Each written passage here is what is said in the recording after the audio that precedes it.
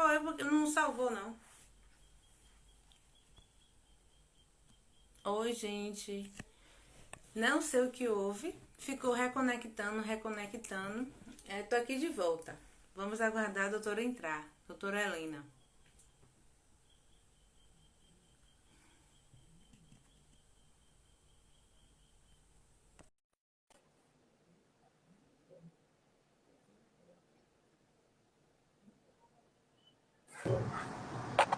Oi, Voltando. doutora.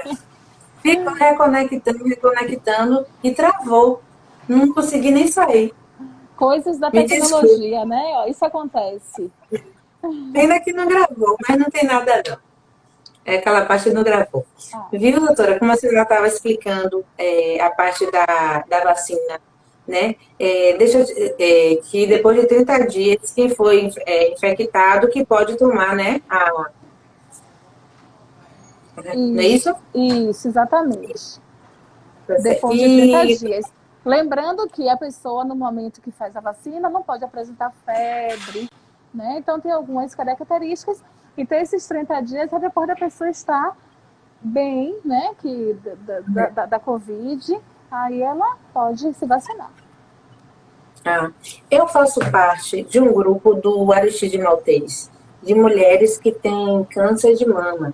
E elas sempre me perguntam, e pediram para perguntar à senhora, as, as mulheres que são acometidas de câncer, mulheres, homens em geral, eles são do grupo de risco? Eles vão também receber a vacina da parte do grupo de risco, como hipertenso, diabético, quem tem anemia falciforme? Bom, em relação às pessoas que tiveram problemas de câncer, vai ter que sempre ser avaliado em relação ao seu próprio oncologista, né? Hum, Porque pode existir alguma comorbidade associada, alguma situação que faça com que ele entre de imediato para fazer a vacina, ou até que tenha alguma restrição que de repente tenha que adiar um pouco mais. Então, como são entendi. pessoas que têm um acompanhamento, né, é importante que debata esse assunto com o próprio oncologista, né, que o acompanha, que a acompanha, para que ela possa poder ser, né, avaliar essa situação dela. E aquelas pessoas que fizeram a cirurgia bariátrica, eles são do grupo de risco também? Pelo Ministério da Saúde, eles não entram naquelas categorias de grupo de risco, não, né? Por ter feito a cirurgia bariátrica. Algumas pesquisas, inclusive, até colocam que a questão de muitos indivíduos que fazem cirurgia bariátrica até nivelam a questão do diabetes, se tiverem, ou algumas outras questões que podem até melhorar a sua saúde. Né? Isso, existem algumas linhas que colocam dessa forma. E pelo Ministério, realmente não está especificando esse grupo. Eu tenho endometriose profunda. Já fiz cirurgia, vou fazer, para o mês vou fazer outra. Dores atrás de dores, a gente não vive. Aí tem um médico no hospital português que ele virou para mim e disse, Bárbara, a endometriose é tipo um câncer. A diferença é, o câncer mata e a endometriose acaba com a pessoa. E acaba mesmo.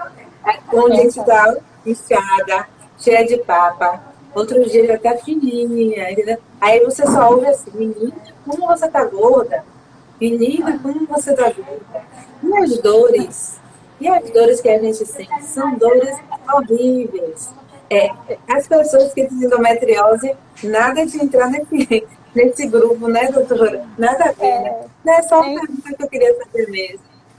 na verdade, infelizmente, pela alta demanda da procura pela vacina e pela quantidade ainda insuficiente para atender a população geral, é feita uma estratégia de priorização dos grupos a partir pelo seu risco de exposição.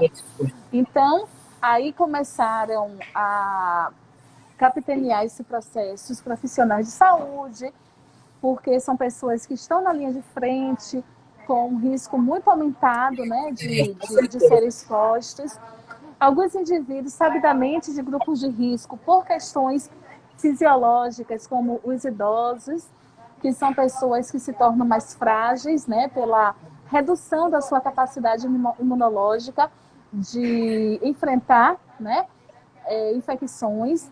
Então, infelizmente, alguns quadros a gente entende que, de fato, o indivíduo tem um quadro delicado, mas que naquele momento, diante de uma situação onde nós precisamos contingenciar esse imunobiológico, ainda não está contemplado, né? Entendi. Olha, Renata Malhado tá falando da senhora. Que profissional incrível. Morro de saudades, Helena. Tá falando aí com a senhora. Conheço, Renatinho, um beijo enorme. Ela tá mandando um bocado de coraçãozinho para a senhora. Um beijo, recebo todos. O que as pessoas podem fazer para melhorar a resistência do organismo contra o coronavírus? Bom, em relação a essa resistência, qualquer infecção, ela precisa, é uma tríade, né? É o agente etiológico, no caso o vírus, o indivíduo e a sua resposta imunológica. Claro que pessoas que têm um sistema imunológico mais fragilizado, essas pessoas, inclusive, se constituem em grupo de risco e podem, se tiver a doença, ter uma resposta mais severa. Então, de uma certa forma, é importante que o indivíduo, não existe uma prevenção em si.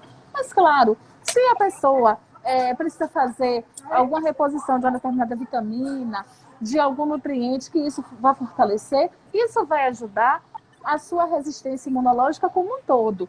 Agora, para a prevenção mesmo do coronavírus, é importante essas medidas que a gente tem que adotar, do distanciamento, da utilização de máscaras, por conta da sua transmissão respiratória, que é uma transmissão muito fácil e muito de rápida propagação.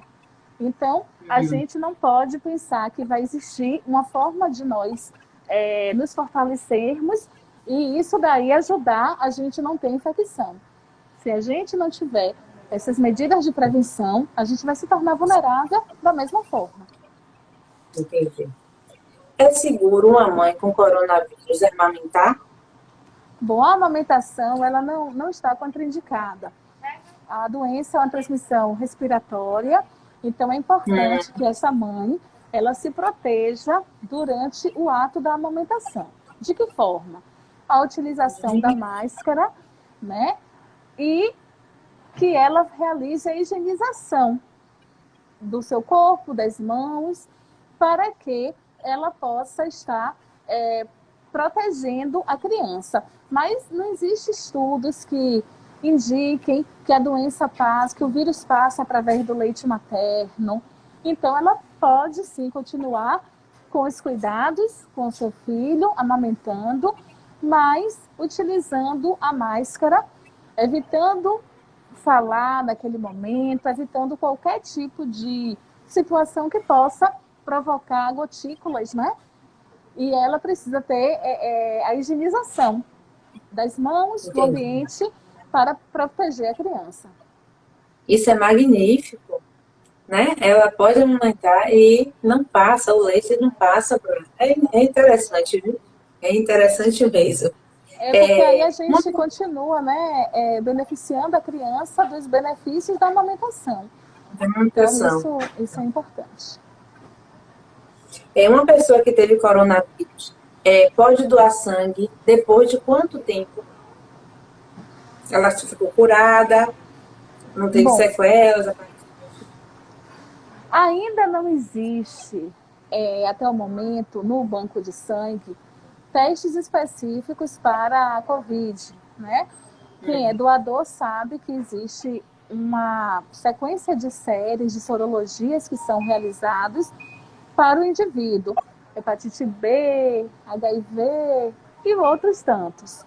Em relação ao Covid, o que se recomenda é que o indivíduo tenha pelo menos 30 dias de que teve a doença para que ele possa fazer para que ele possa se dirigir a um banco de sangue. Então, é importante que se cumpra esse período. A terapia com plasma de pessoas infectadas com coronavírus ela funciona mesmo? E como ela pode ser feita? Se ela funciona, como é que é feito? A Eu vi terapia, isso na televisão, mas eu não vi a explicação. Eu disse, não, eu tenho dúvida, eu vou perguntar. então, a terapia com o plasma, dito terapia com plasma convalescente, é uma forma de imunidade passiva. Ou seja, é aquela imunidade que o indivíduo recebe, mas ele não produziu aqueles anticorpos. Ele recebe aqueles anticorpos de alguém que doou seu plasma, que é o plasma chamado de plasma convalescente, de alguém que teve a Covid. Essa terapia, ela surge muito forte com a pandemia do H1N1.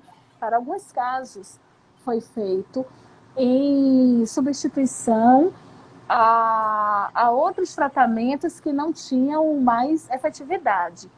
Em relação à Covid, ainda feito de forma experimental. São poucos os estudos que ainda abordam a efetividade. O que se sabe é que é um procedimento feito em situações muito específicas, em último caso, quando outras medidas não são aplicadas mais ou são falhas.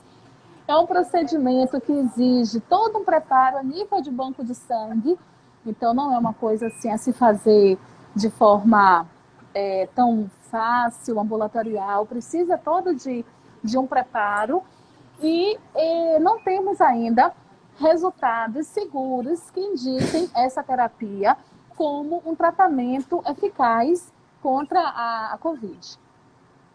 Certo. Os ex-fumantes fazem parte do grupo de risco. Por exemplo, João parou de fumar tem 30 anos, mas mesmo assim ele ainda faz parte do grupo de risco? O fumo. O fumo o tabagismo, ele geralmente causa alguns danos ao sistema respiratório.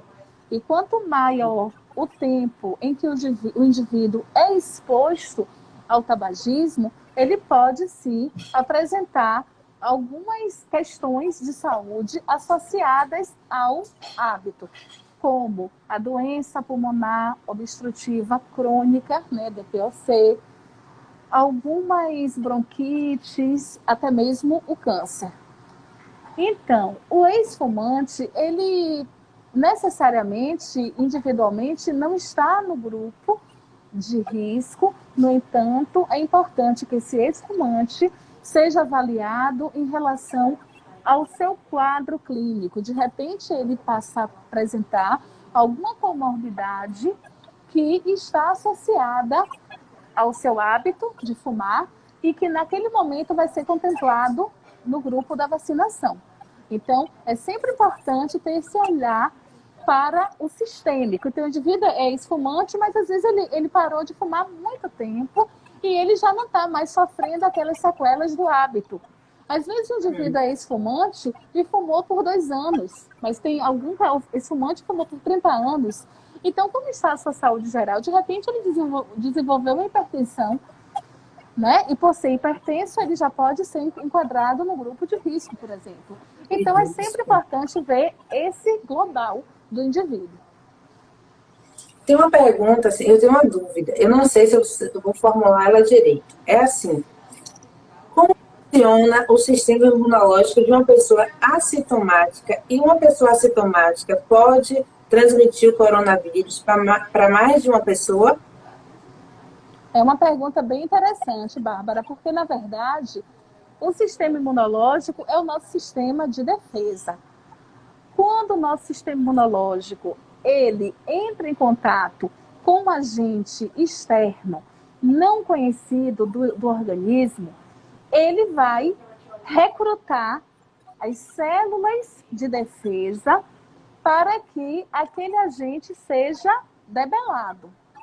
Nessa luta, algumas células são produzidas e essas células vão secretar anticorpos que ficam na corrente sanguínea fazendo essa linha de defesa. No momento inicial da infecção, os primeiros anticorpos que surgem são os anticorpos IgM, que são os anticorpos de uma fase aguda, de uma fase que o indivíduo está sintomático, ou se ele não está sintomático, ele pode ter tido contato recente com o vírus. E com o passar dos dias, esses anticorpos dão lugar aos anticorpos de memória, que são da classe IgG. E esses anticorpos, eles servem para ficar um tempo ali na corrente sanguínea, identificando aquele agente que invadiu o organismo naquele primeiro momento. Então, ele vai dando uma certa imunidade para o indivíduo por um certo período de tempo, no caso da Covid. Então, se o indivíduo é assintomático, ele pode transmitir. Por quê? Ele pode não ter sido sintomático, ele pode ter até tido algum sintoma leve, que passou até despercebido, uma dor de cabeça, uma diarreia, uma coriza. E, às vezes, esses poucos sintomas são passados despercebidos. No entanto, o vírus está na circulação e o contato com outras pessoas pode, sim, transmitir. Por isso que a gente não pode abrir mão das máscaras, porque só elas conseguem dificultar a passagem de gotículas respiratórias de um indivíduo para outro. A senhora falou em máscara, já está quase terminando, porque eu juntei o outro com o tempo de agora, e eu sei que a senhora também está ocupada e está trabalhando, eu sei, eu entendo. Eu queria só duas perguntas, olhe bem.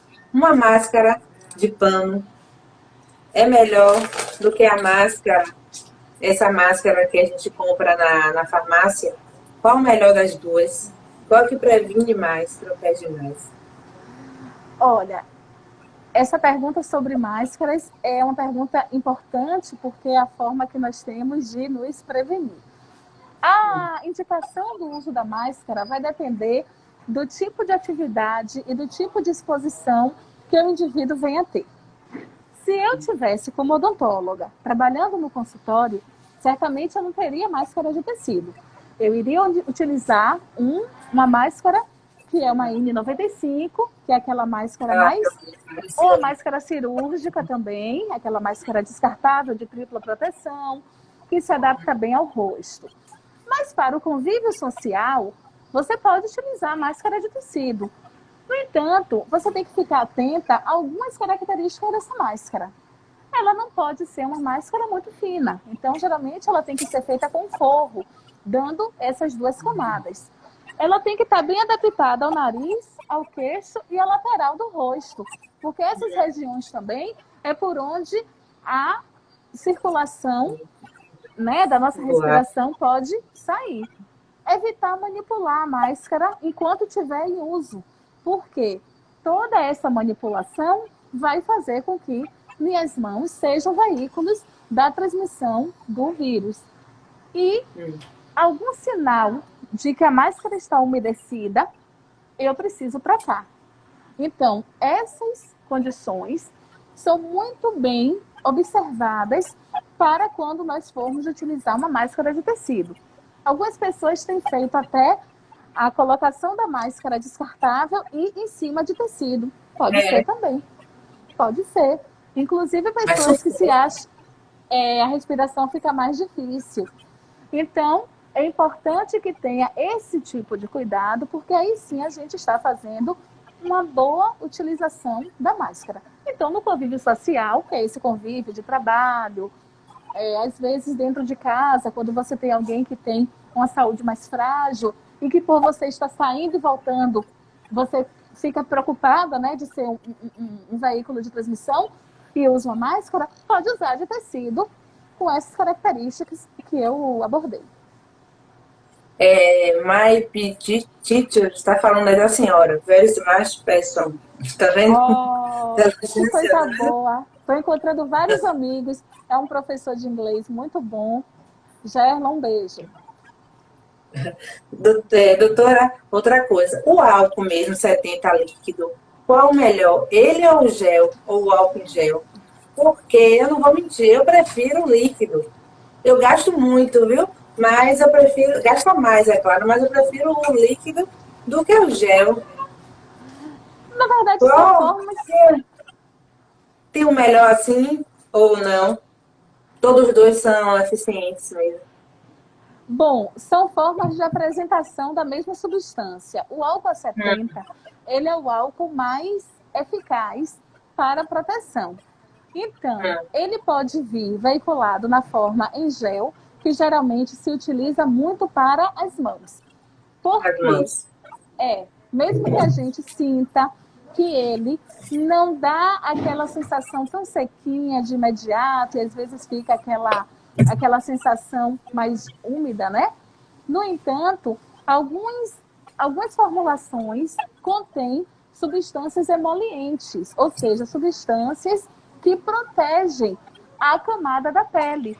E é importante também que a nossa pele ela fique hidratada, porque se a pele fica ressecada, ela também causa microfissuras, que são como se fossem pequenas rachaduras na pele, que também são portas de entrada para micro-organismos.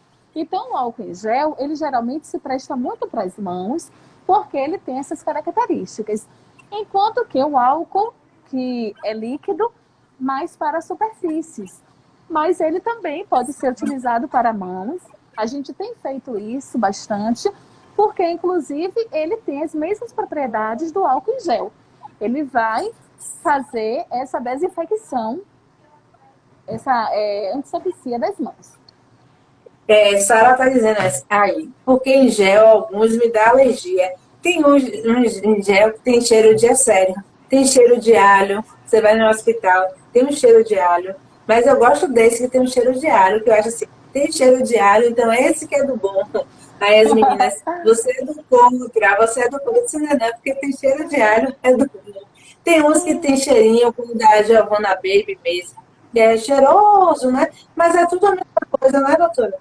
São todos, É, né, a iguais. fragrância, a forma de se apresentar, tem alguns que tem uma granulação, não sei se você já percebeu, alguns cristais Tem, para dar, tem. né, para dar o aroma, ou até mesmo para dar uma sensação diferenciada, né, porque essa forma de apresentar também atrai o consumidor. Então, é uma escolha, né, de individual. Algumas pessoas que podem ter alergia, tem que observar muito a composição, porque, como eu falei, são adicionados algumas substâncias para que ele fique com a... Entendi.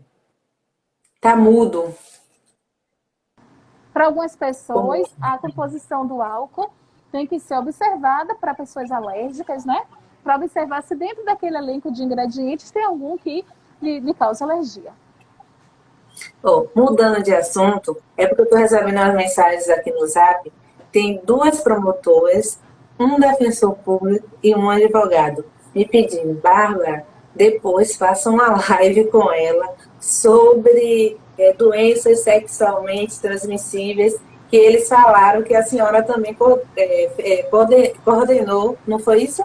Eu não sabia, está vendo? E aí eu não sabia. Aí botaram aqui que a senhora, cadê meu Deus? Foi coordenadora municipal do setor de infecções sexualmente transmissíveis, HIV, AIDS e hepatites virais, não é isso? Isso. Aqui em Salvador. Então já me pediram. Eu falei Ah, assim, foi. depois eu vou conversar com ela, porque ela é muito ocupada. Para a gente fazer essa live, demorou um pouquinho, porque ela é muito ocupada. E o momento da pandemia agora, eles estão todos ocupados realmente. Eu agradeço a senhora de coração, agradeço a Aldo também que conseguiu, agradeço a senhora. Deus lhe abençoe. Amém. Continue com essa sua carreira linda, brilhante, com esse seu jeitinho que cativa todo mundo, toda educada. Continue sendo assim, que a senhora vai longe. Deus te abençoe. E muito obrigada Amém. por ter aceitado esse convite. Eu que agradeço, Viu? Bárbara. Muito obrigada também. Eu retribuo para você todo esse carinho, desde o momento que você me contactou e todo o cuidado que você teve de que a gente pudesse agora estar batendo esse papo de forma fluida, descontraída, né? Sem Isso. muitas formalidades, primando mais Certo. pela informação, né? Então, agradeço muito É. mesmo o seu carinho, agradeço a todas as pessoas que colaboraram com perguntas ou com frases de estímulo, porque eu acho que isso é tão importante, né? A gente que todos nós que estamos trabalhando, envolvidos, nós sabemos que estamos dando o nosso melhor. E esses estímulos que são vindos nos aquecem e nos motivam a continuar. Então, é o que eu tenho para falar a vocês aqui com fé em Deus. Tudo isso vai passar. Eu acho que a gente passa por tudo e fica um rico aprendizado. E eu acho que a gente, como coletivo, a gente tem que se cuidar. Cuidar de si e cuidar do próximo. Então, é dessa forma que eu me despeço aqui de vocês, deixando mesmo essas palavras de generosidade, de solidariedade, de amor ao próximo e amor a nós próprios, né? Vamos nos cuidar. Muito obrigada, doutora. E agradeço a todos também. Por favor, gente, se cuide mesmo, que tudo vai passar, com a graça de Deus. Tudo vai passar. Obrigada, doutora. Deus te abençoe, viu? Amém a todos. Um beijo, viu? Um beijo. Tchau. Tchau, gente. Tchau.